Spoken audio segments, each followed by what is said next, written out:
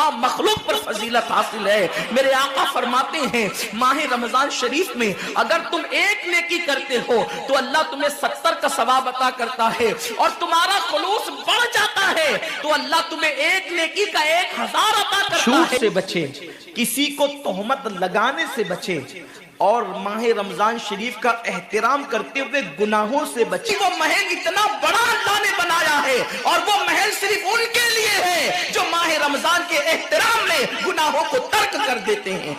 अस्सलामु अलैकुम वरहमतुल्लाहि वबरकातुहू। नाज़रीन किराम, रमज़ान शरीफ से पहले आप इस वीडियो को ज़रूर देख लीजिए। रमज़ान शरीफ में देख रहे हैं तो ज़रूर देखिएगा, इंशाअल्लाह ईमान ताज़ा हो जाएगा। ये बयान सुनने के बाद आप कहने पे मजबूर हो जाएंगे अल्लाह का लाख लाख शुक्र है, एहसान है कि हम मुसलमान हैं। वीडियो देखिए। मेरे आका मुस्तफा करीम रऊफुर रहीम सल्लल्लाहु अलैहि वसल्लम फरमाते हैं माह रमजान को सारे महीनों पर ऐसी फजीलत है जैसे मुझ मोहम्मद को तमाम मखलूक पर फजीलत हासिल है। मेरे आका फरमाते हैं माह रमजान शरीफ में अगर तुम एक नेकी करते हो तो अल्लाह तुम्हें 70 का सवाब अता करता है, और तुम्हारा खुलूस बढ़ जाता है तो अल्लाह तुम्हें एक नेकी का 1000 अता करता है। इखलास और बढ़ता है तो अल्लाह एक नेकी पर तुम्हें बेहिसाब सवाब अता करता है, उसका कोई हिसाब ही नहीं होता। आकाए करीम रऊफुर रहीम सल्लल्लाहु अलैहि वसल्लम फरमाते हैं ये माह रमजान क्या है। अल्लाह के महबूब मुस्तफा करीम सल्लल्लाहु अलैहि वसल्लम माह रमजान शरीफ के रोजों की अहमियत बयान करते हुए फरमाते हैं कि माह रमजान शरीफ का एक रोजा अगर कोई छोड़ दे और फिर सारी जिंदगी उसके बदले में रोजा रखे तो सारी जिंदगी के रोजे उस एक माह रमजान के रोजे के बराबर नहीं हो सकते।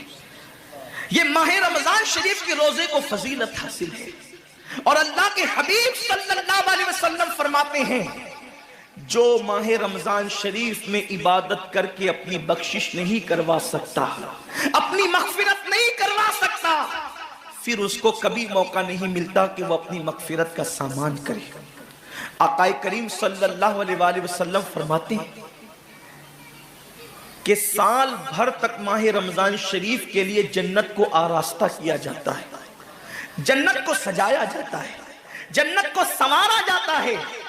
और आकाए करीम सल्लल्लाहु अलैहि वसल्लम फरमाते हैं बड़ी बड़ी आंख वाली हूरें अल्लाह की बारगाह में अर्ज करती है मेरे करीम हमें उनकी दुल्हन बनाना जो माह रमजान शरीफ में तेरी इबादत करते हैं, हमें उनके निकाह में देना जो माह रमजान शरीफ की रातों को जग करके तुझे मनाने की कोशिश करते हैं। आकाए करीम सल्लल्लाहु अलैहि वसल्लम फरमाते हैं अगर कोई बंदा माह रमजान में जिना से बचे, शराब से बचे, झूठ से बचे, किसी को तोहमत लगाने से बचे, और माह रमजान शरीफ का एहतराम करते हुए गुनाहों से बचे, तो अल्लाह तबारक व ताला हर रात के बदले, रमजान शरीफ की हर रात के बदले 100 हूरों के साथ उसका निकाह फरमाएगा। यानी 30 रातें हैं तो 30 हूरों के साथ उसका निकाह होगा। और आकाए करीम सल्लल्लाहु अलैहि वसल्लम फरमाते हैं माह रमजान शरीफ का एहतराम जो करे और एहतराम माह रमजान में जो लगवियात और खुराफात को तर्क कर दे, जो गुनाहों को छोड़ दे, जिना को, शराब को, झूठ को, बोहतान तराशी को छोड़ दे, आका फरमाते हैं उस रमजान शरीफ का एहतराम करने वाले के लिए अल्लाह ने जन्नत में एक ऐसा महल बनाया है। उस महल का हाल ये है कि दुनिया के सारे अव्वलीन और आखिरीन यानी आदम से लेकर आखिरी आने वाले तक इंसान तक अगर सारे उस महल के अंदर दाखिल हो जाए तो भी उस महल की इतनी ही जगह वो लेंगे जितनी की बकरे की रान आप किसी मकान के अंदर रखते हैं। तो बकरे की रान कितनी जगह घेरती है, बस तमाम अव्वलीन और आखिरीन उस महल के अंदर इतनी ही जगह घेरेंगे। यानी वो महल इतना बड़ा अल्लाह ने बनाया है, और वो महल सिर्फ उनके लिए है जो माह रमजान के एहतराम में गुनाहों को तर्क कर देते हैं, गुनाहों को छोड़ देते हैं। मेरे आका सल्लल्लाहु अलैहि वसल्लम के प्यारे दीवानों, लेकिन अफसोस हम और दिनों की तरह माह रमजान शरीफ की रातों को जाय कर देते। ताजिरों का सीजन आता है तो ताजिर पहले से तैयारी करते हैं کہ اس سیزن کے اندر میں نے مالدار بننا ہے، اتنا مال میں نے کمانا ہے کہ پھر میں نے سارے سال گھر میں بیٹھ کر کے کھانا ہے۔ ٹیلر لوگ تیاری کرتے ہیں، عید کے موقع پہ اتنی محنت کریں گے رات دن کہ سال بھر اگر کوئی کسٹمر نہ بھی آئے تو وہ گھر بیٹھ کے آرام سے کھا سکے۔ کپڑے والے سوچتے ہیں کہ سیزن آئے گا، جو بھی سیزن ان کا آتا ہے اتنا کمائیں گے کہ سال بھر بیٹھ کے کھائیں گے۔ لوگوں، جیسے کپڑوں کا سیزن آتا ہے، ٹیلروں کا سیزن آتا ہے، پھلوں کا سیزن آتا ہے، ایک سیزن نیکیوں کا بھی آتا ہے، ایک سیزن مغفرت کا بھی آتا ہے، ایک سیزن جنتی بننے کا بھی آتا ہے، ایک سیزن اللہ کو راضی کرنے کا بھی آتا ہے۔ ارے یہ کیا کم ہے؟ میرے رسول سچے نبی صادق و مصدوق نبی نے فرمایا ماہ رمضان کی ہر رات اللہ پہلے آسمان پہ تجلی کرتا ہے اور اللہ اپنے بندے سے پکار پکار کر غروب آفتاب سے لے کر صبح صادق طلوع ہونے تک کہتا ہے میرے بندے اگر تو گنہگار ہے تو مجھ سے معافی طلب کرتا کہ میں تیری مغفرت کر دوں، میں تجھے جنت کا پروانہ عطا کر دوں۔ اگر تو غریب ہے تو مجھ سے دولت مانگتا کہ میں تجھے دولت عطا کر دوں، اگر تو نعمت سے محروم ہے تو نعمت مانگتا کہ میں تجھے نعمت عطا کر دوں۔ یہی وجہ تو ہے حضرات صحابہ کرام جب رمضان شریف آتا تو وہ ایسے تیاریاں کرتے تھے جیسے ہم اپنے گھروں کی شادیوں کی تیاری کرتے ہیں۔ صحابہ اتنے مصروف ہو جاتے رمضان شریف کی تیاریوں میں، اور کیسی تیاری کرتے؟ ہم بھی رمضان شریف کی تیاری کرتے ہیں۔ ہماری تیاری کیا ہے؟ سحری میں تری کے مسالے کو چاہیے، سحری کے اندر یہ چاہیے، سحری میں وہ چاہیے، افطار میں یہ چاہیے، افطار میں وہ چاہیے۔ مجھے اس سے کوئی جو ہے وہ شکوہ نہیں، میرے آقا نے اس سے منع نہیں کیا۔ حضور فرماتے ہیں کہ رمضان شریف میں گھر والوں کا دسترخوان وسیع کر دیا کرو، گھر والوں پہ زیادہ خرچ کیا کرو، اس لیے کہ جو گھر والوں پہ رمضان شریف میں خرچ کرتا ہے اللہ اس کو اپنی راہ میں خرچ کرنے کا ثواب عطا کرتا ہے۔ اور فاروق اعظم فرماتے ہیں جو رمضان شریف میں کشادگی کرے گھر والوں پر اللہ اسے جہاد میں خرچ کرنے کا ثواب عطا کرتا ہے۔ مجھے اس سے کوئی شکوہ نہیں، لیکن صحابہ کی تیاری کیا ہوتی تھی؟ جب رمضان شریف آتا صحابہ اپنے بستر کو باندھ دیا کرتے تھے۔ رمضان شریف آتا تو صحابہ بستر کو باندھ دیتے تھے۔ کیوں باندھ دیتے تھے بستر کو؟ اس لیے کہ اب سونا نہیں ہے، سونے کی راتیں 11 مہینے کی راتیں ہیں، اب غفلت میں زندگی نہیں گزارنا ہے، بلکہ راتوں کو جگ کر دن کو جگ کر اللہ کی اتنی عبادت کرنا ہے کہ عبادت کا سیزن آ گیا۔ اس لیے کہ اللہ کے رسول فرماتے ہیں جس نے رمضان شریف پایا اور عبادت کر کے اللہ کو راضی نہیں کر لیا ایسا بندہ ہمیشہ اللہ کی رحمت سے دور کر دیا جائے۔ اس لیے صحابہ رمضان شریف کی تیاری کرتے تھے، بستر باندھ دیتے تھے، اور اپنا معمول کیا ہے؟ جو فجر میں سوئیں گے تو وہ عصر میں اٹھیں گے، رات بھر جاگیں گے کرکٹ کھیلتے ہوئے، رات بھر جاگیں گے گلیوں میں گھومتے ہوئے۔ میرے آقا صلی اللہ علیہ وسلم کے دیوانوں، بہت قیمتی وقت آ رہا ہے، بہت قیمتی مہینہ آ رہا ہے۔ یہ وہ مہینہ ہے جو جہنمیوں کو جنتی بناتا ہے۔ آقا کریم صلی اللہ علیہ وسلم فرماتے ہیں ہر افطار کے وقت اللہ 60,000 ایسے جہنمیوں کو جہنم سے آزاد کر کے جنتی بناتا ہے جن کا جہنمی ہونا واجب ہو گیا تھا۔ اور ایک مقام پہ فرماتے 5 لاکھ جہنمیوں کو ہر افطار کے وقت جہنم سے آزاد کیا جاتا ہے۔ اور اسی پہ بس نہیں، حضور فرماتے ہیں جب شب جمعہ آتی ہے ماہ رمضان کی، جمعرات کا سورج غروب ہوتا ہے، تو جمعہ کا سورج غروب ہونے سے پہلے پہلے تک ہر سیکنڈ میں 5 لاکھ جہنمیوں کو جہنم سے آزاد کیا جاتا ہے۔ اور جب جمعہ کا آخری وقت آتا ہے، آخری ساعت آتی ہے، میرے کریم آقا فرماتے ہیں جمعرات کا سورج غروب ہونے سے لے کر جمعہ کا سورج غروب ہونے تک ہر لمحے میں جو 5 لاکھ کو آزاد کیا گیا تھا، اب آخری سیکنڈ میں جو غروب کا وقت ہوتا ہے جتنے آزاد کیے گئے تھے اتنوں کی تعداد کے برابر اس آخری ساعت کے اندر اللہ اپنے جہنمی بندوں کو جہنم سے آزاد کر دیتا ہے۔ کتنا قیمتی وقت ہوتا ہے، افطار کا وقت کتنا قیمتی ہے، سحری کا وقت کتنا قیمتی ہے، لیکن اس وقت بھی ہم کہاں لگے ہوتے ہیں؟ اب تو لوگوں نے ٹی وی چینلوں پر پروگرامات شروع کر دیے، دینی پروگرامات۔ مجھے دینی پروگرامات اگر ٹی وی پہ نشر ہوتے ہیں تو اس سے کوئی اختلاف نہیں ہے، لیکن آپ سے یہ عرض کرنا چاہتا ہوں کہ دین سیکھنے کا بھی کوئی وقت ہوتا ہے۔ اگر آپ سحری کے قیمتی لمحات میں ٹی وی کا منہ پکڑ کر بیٹھے ہیں تو آپ دعا کب کریں گے؟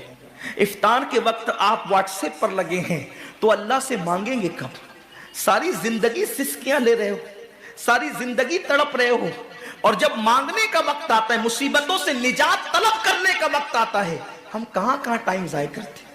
حضرت سیدہ ام ہانی رضی اللہ تعالیٰ عنہ فرماتی ہیں کہ میں نے اپنے کریم آقا صلی اللہ علیہ وسلم سے سنا، اللہ کے رسول صلی اللہ علیہ وسلم نے فرمایا اس وقت تک میری امت ذلیل نہیں ہوگی، اس وقت تک میری امت رسوا نہیں ہوگی جب تک وہ ماہ رمضان کا احترام کرتی رہے گی۔ جب تک امت محمدیہ ماہ رمضان کا احترام کرے گی، انہیں دنیا کی کوئی طاقت ذلیل و رسوا نہیں کر سکے گی۔ اور جب میری امت ماہ رمضان شریف کے احترام کو، تعظیم کو ترک کر دے گی، اس وقت میری امت ذلیل اور رسوا کر دی جائے گی۔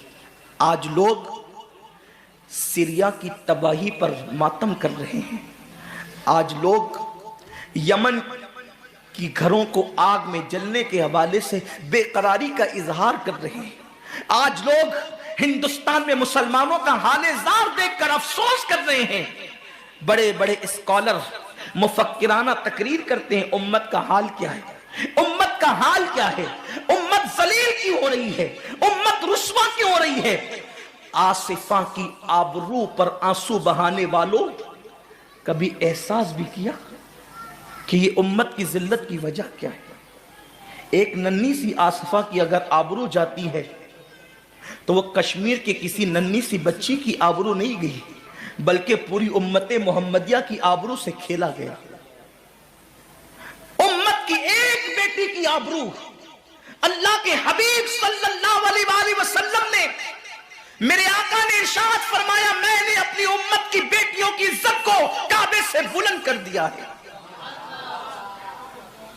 وہ دنیا کی اور قومیں ہوگی جو اپنی بیٹیوں کی آبرو کا نیلام کر کے اپنے تخت و تاج کے لیے سامان کرتی ہے، ان کی عزت کی حفاظت کرنا جانتی ہے۔ میں آبرو لوٹنے والوں سے مخاطب نہیں ہوں، اس لیے کہ مجمع آبرو لوٹنے والوں کا نہیں ہے۔ جو سن رہے میں ان سے بات کرنا چاہتا ہوں، جن تک میری آواز پہنچ نہیں سکتی میں ان سے مخاطبت نہیں کرنا چاہتا۔ اہل سیاست کے معاملات جانے، ظالم اپنے ظلم کے انجام کو پہنچنے کے لیے تیار رہے، کفر کردار تک کے کافر اپنے کفر کے انجام کو پہنچنے کے لیے تیار رہے، میں نے ان سے کوئی گفتگو نہیں کرنا۔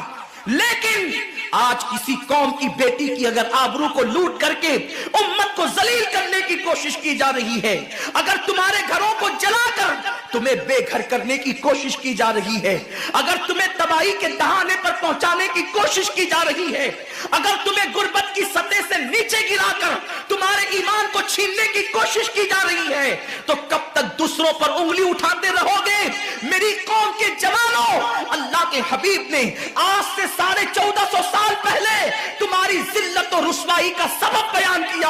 اقبال رونا روتے ہیں، وائے ناکامی متائے کارواں جاتا رہا، کارواں کے دل سے احساس ضیا جاتا رہا۔ ماہ رمضان میں شراب کے اڈوں کو آباد کرنے والے، ماہ رمضان میں زنا کے اڈوں کو آباد کرنے والے، ماہ رمضان میں چھپ چھپ کر کھانے والے، ماہ رمضان میں اللہ اکبر اپنے ہاتھوں کی انگلیوں سے انٹرنیٹ کے جو ہے وہ بٹن کو چھیڑ کر کے زنا کے مناظر دیکھنے والے، اپنے ماں باپ کا دل دکھانے والے، لوگوں پہ ظلم کرنے والے، نماز کے اوقات میں بستر کی پہ سکون کی نیند سونے والے، دل کھول کر، کان کھول کر اپنے ایمان کے کانوں سے، اپنی غیرت کے کانوں سے، اپنے دل کے کانوں سے میرے نبی کی اس حدیث کو سن لو۔ اللہ کے حبیب صلی اللہ علیہ وسلم فرماتے ہیں میری امت کو اس وقت تک کوئی رسوا نہیں کر سکے گا، میری امت کو اس وقت تک کوئی ذلیل نہیں کر سکے گا جب تک امت ماہ رمضان شریف کا احترام کرتی رہے گی۔ حضرت ام ہانی نے پوچھا یا رسول اللہ، ماہ رمضان شریف کا احترام کرنا کیا ہے اور رمضان شریف کا حق ضائع کرنا کیا ہے؟ آقا فرماتے ہیں جو رمضان شریف میں بھی کبیرہ گناہوں میں مبتلا ہوتے ہیں وہ رمضان شریف کے حق کو ضائع کرتے ہیں، اور جو رمضان شریف کے حق کو ضائع کر دے پھر اس وقت امت کو ذلت و رسوائی سے دنیا کی کوئی طاقت بچا نہیں سکتی۔ آج ماہ رمضان شریف کا احترام کیا ہو رہا ہے؟ کل تک کے مسلمان اور دنوں میں گناہ کرتے تھے، لیکن رمضان شریف آتا تھا تو کم سے کم فلمیں لوگ دیکھنا بند کر دیتے تھے، داڑیاں مڈانا بند کر دیتے تھے، مسجدوں کو آباد کرنا شروع کر دیتے تھے۔ اب تو لوگ کس قدر بے باک ہو گئے، کس قدر نڈر ہو گئے کہ رمضان شریف میں بھی لوگ اپنے آپ کو گناہوں سے نہیں روکتے، بلکہ میری قوم کا جوان بڑے دھڑلے سے کہتا ہے یار اپنے سے روزہ نہیں رکھا جاتا، اس لیے کہ ہمیں تو گٹکے کی عادت ہے، ہمیں تو پان کی عادت ہے، ہمیں تو سگریٹ کی عادت ہے۔ شرم کرو، شرم کرو۔ نبی کے نام پہ جان قربان کرنے کی بات کرنے والوں، جو نبی کے نام پر 12-16 گھنٹے بھوکے اور پیاسے نہ رہ سکے، وہ نبی کے نام پہ جان کیا قربان کر سکتے؟ اور جب سے تم نے احترام رمضان المبارک ترک کر دیا، تمہاری آبرو کو لوگوں نے کھیل بنا لیا، اور اب تو لوگوں کو احساس گناہ بھی نہیں رہا، احساس جرم بھی نہیں رہا۔ گناہ کے ساتھ اگر احساس گناہ انسان کی زندگی میں ہے تو انسان اپنے آپ کو گناہوں سے بچا لیتا ہے، لیکن اب ہمارے اندر احساس گناہ نہیں۔ اب تو ہم گناہ کو ہنر سمجھتے ہیں، اب تو ہم گناہوں کو فیشن سمجھتے ہیں۔ احساس گناہ کیا ہے؟ اگر انسان گنہگار ہو اور احساس گناہ بھی ہو تو وہ ایک نہ ایک دن سدھر جاتا ہے، وہ ایک نہ ایک دن سنور جاتا ہے۔ ہمارے پاس احساس گناہ ختم ہو گیا۔ آئیے بتاؤں احساس گناہ کتنی قیمتی چیز ہے۔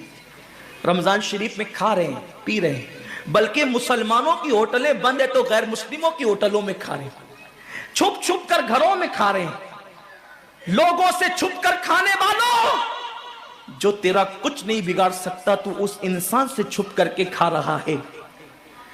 جو خدا تجھے سزا دے گا کیا تو اس کی نگاہوں سے بھی چھپ سکتا ہے؟ اور روزے بھی کیا روزے رہ گئے، اب تو روزے بھی رسم بن گئے۔ جو روزے رکھتے ہیں رمضان شریف میں ان کو روزہ رکھنے کی عادت ہے، وہ روزے کو عبادت نہیں سمجھتے۔ جو روزہ عادت بن جائے وہ نجات نہیں دلا سکتا، جو روزہ عبادت بن جائے وہ نجات دلا سکتا۔ ایک تو روزے کی عادت ہے اور ایک تو روزہ عبادت ہے۔ روزہ عادت اور عبادت میں فرق کیا ہے؟ عادت یہ سب نے رکھا ہم بھی رکھ لیں، یہ عادت ہے۔ نہ رکھیں گے تو کیا جواب دیں گے، یہ عادت ہے۔ نہ رکھیں گے تو لوگ تانا دیں گے، عادت ہے۔ پھر روزہ عبادت کیا ہے؟ روزہ عبادت یہ ہے کہ اللہ نے روزہ رکھنے کا حکم دیا ہے اور مصطفیٰ جان رحمت نے روزے کا حق یہ بتایا ہے اگر تو روزہ رکھے تو صرف بھوکا پیاسا نہ رہے بلکہ تیرا ہاتھ بھی روزے دار رہے، تیری زبان بھی روزے دار رہے، تیری آنکھ بھی روزے دار رہے، تیرا پیر بھی روزے دار رہے، تیرا کان بھی روزے دار رہے۔ کان روزے دار اس طرح کہ کان اللہ کے ممنوع کردہ چیزوں کو نہ سنے، ہاتھ روزے دار اس طرح ہاتھ اللہ کے منع کردہ کاموں کو نہ کرے، زبان روزے دار اس طرح کہ زبان اللہ کی ممنوع کردہ چیزوں کو ادا نہ کرے، پیر روزے دار اس طرح کہ پیر اس جگہ چل کر نہ جائے جہاں اللہ نے جانے سے منع کیا ہے۔ جب تو ان سارے اعضاء کو روزے دار بناتا ہے تو ایسے روزے کے معاملے میں میرا اللہ فرماتا ہے روزہ میرے لیے ہے اور میں ہی اس کی جزا ہوں۔ ہر عمل کی جزا جنت ہے، روزے کی جزا خدا کی ذات ہے۔ اسی لیے آقا فرماتے ہیں روزے دار کو دو خوشی ہے، ایک تو افطار کے وقت، دوسرا لقائے رحمان کے وقت، خدا کی زیارت کے وقت۔ صحابہ نے پوچھا آقا ہم اللہ کی زیارت کیسے کریں گے؟ آقا فرماتے ہیں جیسے تم آسمان پہ چاند دیکھتے ہو بلا تمثیل اسی طرح تم خدا کی زیارت کیا کرو گے۔ یہ روزے داروں کی شان ہے۔ آج کے روزے کیا ہے؟ جس میں جھگڑا، جس میں غیبت، جس میں چگلی، جس میں فساد۔ روزے کو عادت مت بناؤ، روزے کو عبادت بناؤ۔ احساس مٹ گیا، عبادتوں کا احساس مٹ گیا، گناہوں کا احساس ختم ہو گیا۔ جب تک کہ لوگوں میں گناہوں کا احساس زندہ تھا وہ عبادت کر کے بھی اللہ سے ڈرتے تھے، وہ عبادت کر کے بھی رب کی بارگاہ میں آنسو بہاتے تھے کہ مولا میں تو حق ادا نہ کر سکا۔ لیکن آج احساس نہیں ہے، اس لیے لوگ ہنستے ہنستے افطار کرتے ہیں۔ حالانکہ صحابہ کا معمول تھا جب افطار کا وقت آتا وہ ہاتھوں کو اٹھا کر کے روتے اور کہتے مولا روزہ تو چلا گیا لیکن روزے کا حق نہ ادا ہو سکا، आंसू बहाते, डरते, लेकिन आज ऐसा कुछ भी नहीं है। हमारी सारी नियतें तो दस्तरखान पे लगी होती है इफ्तार के वक्त। आइए एक बात निकल आई, एहसास गुनाह। क्या है एहसास गुनाह? आका ने फरमाया ना कि जब रमजान शरीफ का हक ज़ाय कर दोगे तो अल्लाह तुमसे इज्जत को छीन लेगा, तुम जलील और रुस्वा हो जाओगे। एहसास खत्म है गुनाह का, इसीलिए रमजान शरीफ में भी गुनाह करते हैं, और गुनाह कर रहे हैं तो जलील हो रहे हैं। एहसास किसे कहते हैं? एहसास यह है कि मैंने क्या किया। छोटे से गुनाह को बड़ा समझना, मैंने क्या किया। एक खातून बारगाह रिसालत में आई और अर्ज किया, या रसूल अल्लाह, मुझसे जिना हो गया है, मैंने बहुत बड़ा जुर्म कर लिया है, आप मुझ पे हद लगा दें, हद जारी कर दें ताकि मैं गुनाह से पाक हो जाऊं।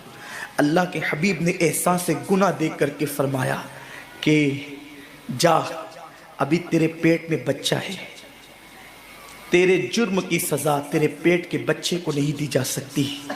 अगर तुझ पे हद लगेगी तो वो बच्चा भी ख़त्म हो जाएगा। जब बच्चा पैदा हो जाए उसके बाद आना। बच्चा पैदा हो गया तो वो लेकर के आई। आका फरमाते हैं तेरी जान चली जाएगी तो इसकी परवरिश कौन करेगा, इसको दूध कौन पिलाएगा? जा इसको दूध पिला उस वक्त तक जब तक ये खाने न लगे। वो बच्चे को 2 साल तक दूध पिलाती रही, और जब बारगाह रिसालत में आई तो बच्चे के हाथ में रोटी का टुकड़ा दे करके आई। बच्चा रोटी खा रहा था। अर्ज़ की, आका मुझ पे हद जारी करें ताकि मेरा गुनाह जो मेरे दामन पे लगा है वो धुल जाए। हुजूर ने 3 मरतबा उसको अपने दरवाजे से टाला। अगर कोई दूसरा होता उसको ढील दी जाती तो वो भाग जाता, दोबारा पलट करना आता, लेकिन एहसास गुनाह था, गुनाह का एहसास था कि यहां गुनाह मिट जाए ताकि वहां जवाब देने से बच जाऊं। उस खातून ने 3री मरतबा हाजिरी दी, हुजूर अब मेरा बच्चा रोटी खाने लगा है, मुझ पे हद लगा दे ताकि मैं पाक हो जाऊं। अल्लाह के हबीब ने फरमाया, अल्लाह की बंदी, जब अल्लाह ने तेरे जुर्म पे पर्दे डाल दिए थे तो तूने इजहार जुर्म क्यों किया? अब चूंकि तू जुर्म का इजहार कर चुकी है, इकबाल गुनाह कर चुकी है, अब तुझ पे हद लगाई जाएगी। और उसको संगसार कर दिया गया। जब वो मर चुकी और उसको दफन कर दिया गया तो किसी ने कहा, कितनी बदबख्त थी वो औरत जिसने रसूल पाक के दौर में मुंह काला किया। मेरे नबी ने फरमाया, तो उसका गुनाह देखता है, तो उसका एहसास से गुनाह नहीं देखता। उसने ऐसी तौबा की है, अगर उसकी तौबा 70 जहन्नमियों पे तकसीम की जाती तो अल्लाह उनको भी जन्नत अता फरमा देता। आकाए करीम सल्लल्लाहु अलैहि वसल्लम फरमाती हैं, जो रमज़ान शरीफ में गुनाह कबीरा करते हैं। अब गुनाह कबीरा की बहुत बड़ी तारीफ है, उसको नहीं बयान करूंगा, लेकिन जो गुनाह कबीरा बड़ा गुनाह करते हैं, पहली बात तो चूंकि मेरा मसलक सूफिया है, सूफिया से किसी ने पूछा कि गुनाह बड़ा क्या है? इमाम गजाली फरमाते हैं, ना कोई गुनाह छोटा है ना कोई गुनाह बड़ा है। बात तो ये है, जिस गुनाह पर खुदा तेरी पकड़ कर ले वही गुनाह सबसे बड़ा है, और जिस नेकी पर खुदा तुझे बख्श दे वही नेकी सबसे बड़ी है।